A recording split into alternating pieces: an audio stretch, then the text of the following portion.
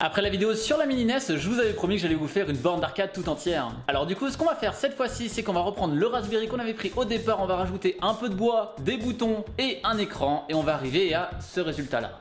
Alors je sais, elle n'est pas encore très propre dans le sens où on voit encore le bois, les vis ressortent et il y a même un peu de colle qui sort un petit peu. Mais c'est pas ça qui va nous intéresser aujourd'hui. Aujourd'hui ce qu'on va voir c'est comment découper le bois pour avoir notre borne, comment placer les boutons de la manière la plus adéquate possible pour qu'ils fonctionnent parfaitement et surtout quoi mettre sur le Raspberry pour qu'il fonctionne avec une borne d'arcade. Sachant que je vous ai écouté, par rapport à la dernière fois je n'ai pas utilisé RetroPie mais Recalbox parce que certains commentaires me disaient que cette ROM était mieux. Donc aujourd'hui sera l'occasion de tester. Je vous lance l'introduction et c'est parti.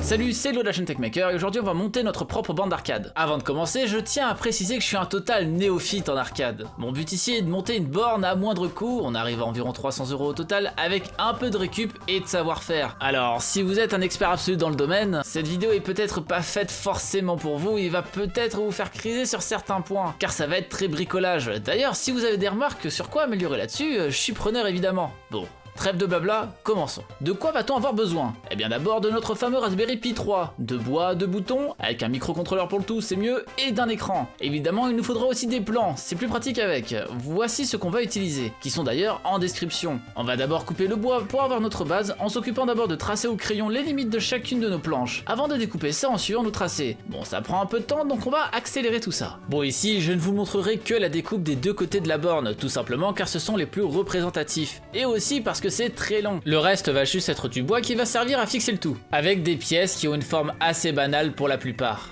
Il suffit juste de se fier au plan pour la base, on rajoutera ce qui nous manque après, mais je vais éviter de vous infliger ça je pense. Couper tout ça c'est assez long à faire, mais une fois que c'est fait, c'est fait. Maintenant qu'on a notre base, on va s'occuper de notre planche pour y mettre les boutons. On a au total 18 boutons et 2 joysticks. Il faut donc les placer judicieusement et il y a énormément de combinaisons possibles. Que ce soit le nombre de boutons, les emplacements, les écarts entre chaque bouton et même de manière indépendante à chaque joueur. Il y a clairement de quoi être confus. Une fois qu'on a trouvé le schéma de bouton qui nous correspond, on imprime ça en taille réelle, on trace tout ça pour commencer à trouver notre planche. C'est aussi possible de mettre des boutons sur les côtés de la base pour par exemple mettre Start et Select devant plutôt qu'avec les autres boutons. Mais pour ce que je compte faire de la borne plus tard, cela servira d'avoir les boutons sur le haut. Une fois placés, on va pouvoir placer nos boutons dans notre bout de bois, puis les LED à l'intérieur de nos boutons. On visse nos deux joysticks, on commence la partie chiante. On prend nos 16 switches et on s'explose les mains à les enfoncer un par un dans chacun de nos boutons. Une fois cette tâche pénible faite, on peut déjà commencer à tout câbler. Essayez de mettre ça bien pour que ce soit assez harmonieux malgré tous les fils qu'il va y avoir, car il y a 4 fils qui vont partir de chaque bouton, 2 pour le fonctionnement et 2 pour la LED, et il y a aussi 8 fils par joystick. Bon, ça fait moins mal aux doigts, mais il y a tout de même 88 câbles à raccorder. Évidemment, fiez-vous au plan dans la description pour accorder tout ça, ce serait ballot que rien ne fonctionne à la fin. Laissons de côté notre magnifique planche à boutons et passons maintenant à l'architecture de notre borne. Pour que tout cela tienne debout, on va devoir prendre nos planches et les fixer entre elles. Pour cette borne, ce seront des vis qui seront utilisées, mais libre à vous de faire ça avec autre chose si vous le souhaitez, tant que ça tient. Hein. Bon, seul bémol, on n'avait pas de visseuse, on a tellement galéré pour visser dans le bois à la main tout ça, mais bon, c'est fait, c'est fait. On rajoute évidemment ensuite notre petit bout de bois avec tous nos jolis boutons, et on va s'occuper de le fixer le plus proprement possible aux deux côtés de notre borne. Il faut faire attention à être le plus droit possible, parce que sinon la borne risque d'être un petit peu bancale.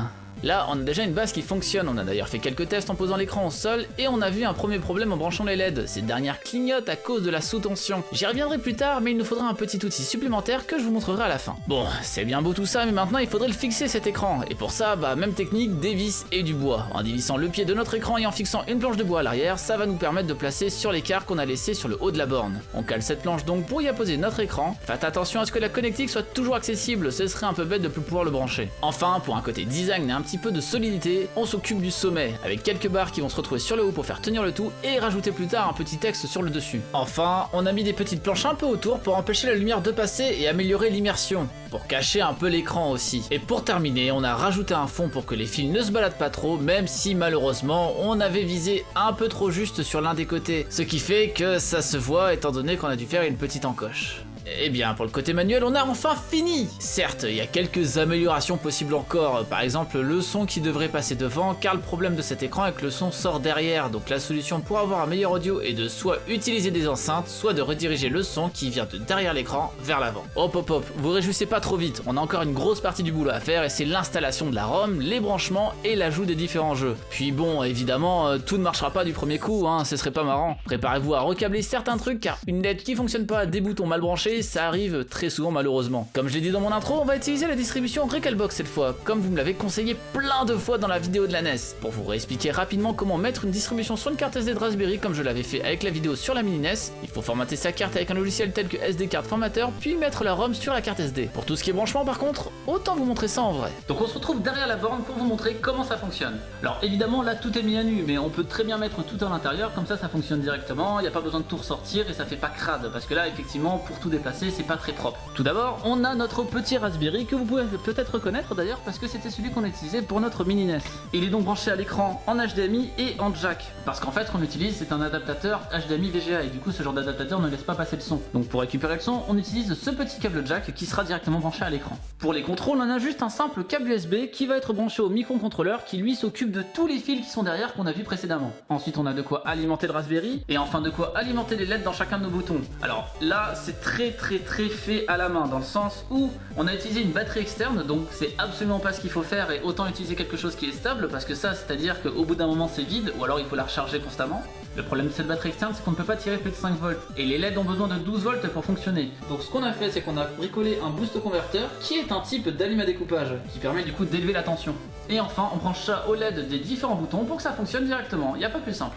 Une fois que tout est branché, hurrah, la borne fonctionne, ainsi que les LED grâce à notre petit branchement. Maintenant, il nous reste plus qu'à la configurer. En arrivant sur le menu, on va déjà devoir configurer les manettes, enfin plutôt les boutons et le joystick. Recalbox reconnaît d'ailleurs les contrôleurs Xinmos qui sont ceux qu'on utilise, et il suffira donc de paramétrer un seul des deux joueurs pour que tout fonctionne. De mon côté, j'ai paramétré ça pour que les 8 boutons donnent de gauche à droite A, B, R, Start sur la ligne du bas et X, Y, L, Select sur la ligne du haut, ainsi que le bouton Hotkey sur celui à part. Ça fait certes que 6 boutons utilisables en jeu, mais malheureusement les boutons Start, Select et Hotkey sont pratiquement obligatoires. Après, la plupart des jeux agréables sur ce genre de machine n'auront pas besoin de plus forcément. Enfin, pour rajouter des jeux, plusieurs options s'offrent à nous. Soit on les met directement sur la carte SD dans le fichier correspondant, soit sur une clé USB comme dans la vidéo de la mini NES, ou alors on peut directement utiliser la particularité de Recalbox, mettre notre petit micro-ordinateur en réseau, pour pouvoir y accéder à distance. Une fois les identifiants de notre réseau rentrés, bon, munissez-vous d'un clavier quand même, sinon ça risque d'être compliqué d'écrire. Il suffit d'y accéder avec un autre ordinateur avec le partage de réseau, puis d'aller dans le fichier correspondant à la ROM qu'on veut y déposer. Encore une fois pour les ROM, je vous laisse chercher sur internet, mais c'est assez facile à trouver. Google est votre ami pour tout ça.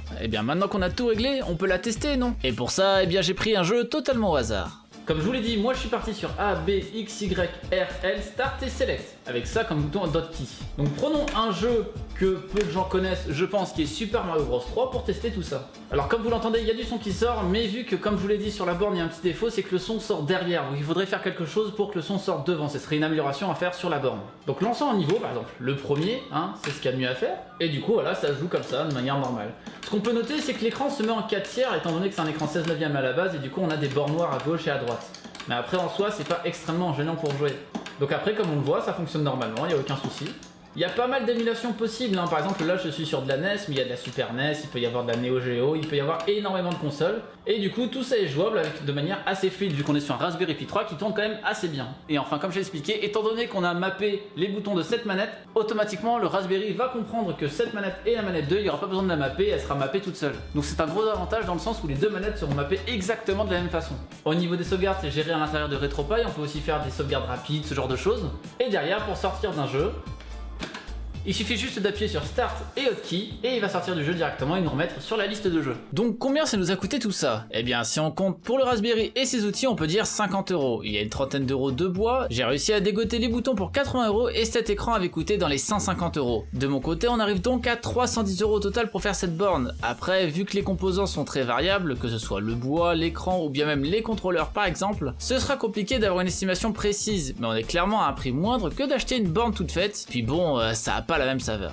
Alors comme d'habitude, vous n'êtes pas obligé de suivre le tuto à la lettre. Là, le but c'est surtout d'avoir les grandes lignes et derrière vous l'adoptez à votre sauce. Par exemple, là vous pouvez avoir un truc un petit peu plus grand de ce côté parce que nous c'est quand même un petit peu petit et lorsqu'on va vouloir la designer, ça sera plus compliqué. En parlant de design, effectivement, comme je vous ai expliqué, ça sera dans une autre vidéo où on transformera cette borne en borne Master Race. C'est pour ça d'ailleurs qu'il y a un écran 16/9, mais je vous en dis pas plus. Si vous cherchez les liens, que ce soit le Raspberry, les boutons ou même le bois si vous voulez, ainsi que les plans, tout est dans la description comme d'habitude. D'ailleurs, si vous avez des idées de design, n'hésitez pas à les mettre en commentaire. Évidemment, je les prendrai en compte lorsqu'on s'occupera fera du design dans cette deuxième vidéo. Comme d'habitude, si la vidéo vous a plu, n'hésitez pas à laisser un pouce bleu, comme ça je sais que ce genre de vidéo vous plaît et il y en aura plus à l'avenir. À partager la vidéo sur les réseaux sociaux et à vous abonner en cliquant juste ici si ce n'est pas déjà fait, comme ça vous serez averti des nouvelles vidéos et ainsi que de la prochaine vidéo sur la borne. C'était Léo de la chaîne Techmaker et surtout, n'arrêtez jamais d'apprendre. Salut!